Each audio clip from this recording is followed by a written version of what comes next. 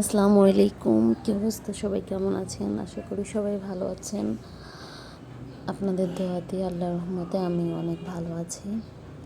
তো আম্মু গ্রাম থেকে একটা চুলা বানায় পাঠাইছে। ভাগ্নেদের অনেক শখ যে ওদেরকে এই চুলার মধ্যে কিছু একটা রান্না করে দিব। তো ভাগ্নে আজকে নিচে যে কাঠ নিয়ে আসছে, ছোট ছোট নিচে ফার্নিচারের দোকান থেকে কাঠ নিয়ে আসছে। তো বলছি ঠিক আছে, তাহলে খিচুড়ি রান্না করে দিব, এটাই তো সহজ একটা রেসিপি, এছাড়া আর কি করতাম। তো যেই কথা সেই কাজ, আমি নিয়ে আসছি সব কিছু রেডি করে। হঠাৎ করেই নিয়ে আসছে, আজকে একটু বৃষ্টি বৃষ্টি হয়েছে, বাইরের আবহাওয়াটাও ভালো, তাই। তো চুলা ধরাইতে একটু কষ্ট হয়েছে, তারপর ধরে গেছে ফাইনালি। দেন তেলটা গরম করে পেঁয়াজগুলো দিয়ে দিলাম। এখন এগুলো একটু ফ্রাই হতে দিব। এগুলা ফ্রাই হওয়ার পরে বাকি মশলাগুলো দিয়ে দিব। তো ছোট চুলাতে ছোটোবেলার পরেই ফার্স্ট টাইম রান্না করতেছি, আর চুলাটা একটু বাঁকা হয়েছে, আম্মু হয়তো বা বুঝে নাই, চুলাটা বাঁকা হয়ে গেছে একটু। আর আমি তো ওই যে ধোঁয়ায় কান্না করে অবস্থা খারাপ আমার।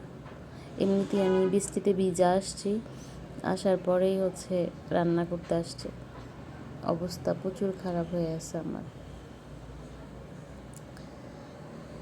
তো দেখতেছি একটু পরপর চুলার জাল আছে কিনা, এখানে আমার সব মশলা দেওয়া হয়ে গেছে। তো দেখতেছি যে সব ঠিকঠাক আছে, জালও জ্বলতেছে। তারপরে চাল দিয়ে দিলাম, চাল দেওয়ার পরে একটু ভিজে নিব চালটাকে। আর আজকের বাহিরের আবহাওয়াটা অনেক সুন্দর, প্রচুর বাতাস ছিল, তারপরে বৃষ্টি হয়েছে, একটু ঠান্ডা ঠান্ডা আবহাওয়া ছিল, ভালোই ছিল। তো এখানে আমার ভাগ্নি ভিডিও বানাইতেছে, আমি নাড়তেছি, দেখেন কতটুকু চুলার থেকে পাতিলটা একটু বেশি বড় হয়ে গেছে। ব্যাপার না, এত ছোট পাতিলও তো আমাদের কাছে নাই, এর জন্য এটাতেই করতে হইতেছে। আবার ছোট একটা পাতিল নিয়ে আসলে তখন দেখা গেছে যে ওই পাতিলের মধ্যে রান্না করব। তো এই দেখেন আমার খিচুড়ির চেহারা এখন ভাজতেছি, আর এদিক দিয়ে যে কী দেখাইতেছে ওই নিজেই ভালো জানে, ছোট ছোট বাটি এগুলো দেখাচ্ছে। আর এই যে আমটা কেটে রাখছে, এই আমটা বৃষ্টিতে ভিজতে বাইরে গেছি, তখন আমটা নিয়ে আসছিলাম ওইখান থেকে। অবশ্য বাহিরে তখন ফোন নিয়ে যাই নাই, নিয়ে গেলে ভিডিও বানাইতাম, বৃষ্টির মধ্যে তো নিয়ে যাই নাই এটা। তো আমার খিচুড়ি পানি দিয়ে দিছি, এখন দেখতেছি জাল জ্বলতেছে কিনা। জাল জ্বলতেছে, একটু নাড়া দিয়ে এখন ঢেকে দিব। তারপরে বলক আসার পরে আবার দেখতে পারবেন।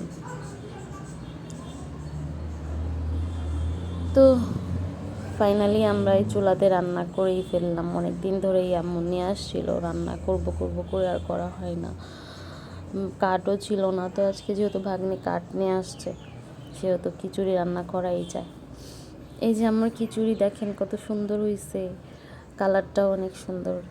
আর টেস্টের কথা কি বলবো, যে বিলিভ করবেন কি না আমি জানি না, এত পরিমাণ টেস্টি হয়েছে যে আপনারা তো কেউ খান নাই, বাট আমি আমার বাসার সবার থেকে একটাই রিভিউ পাইছি, অনেক মজা হয়েছে, অনেক মজা হয়েছে।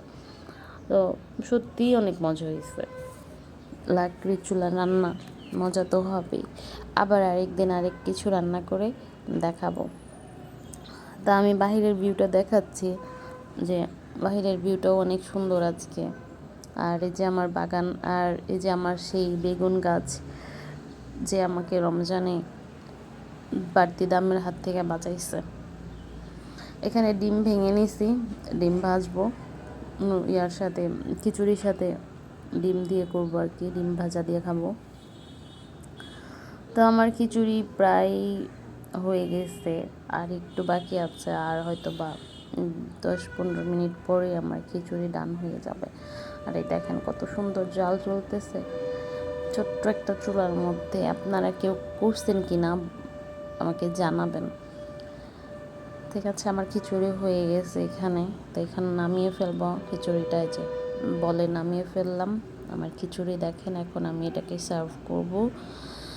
তো যদি আমার ভিডিওটা আপনাদের ভালো লেগে থাকে, অবশ্যই আমার চ্যানেলটাকে সাবস্ক্রাইব করবেন, আর লাইক কমেন্ট শেয়ার করে দিবেন যদি ভালো লাগে।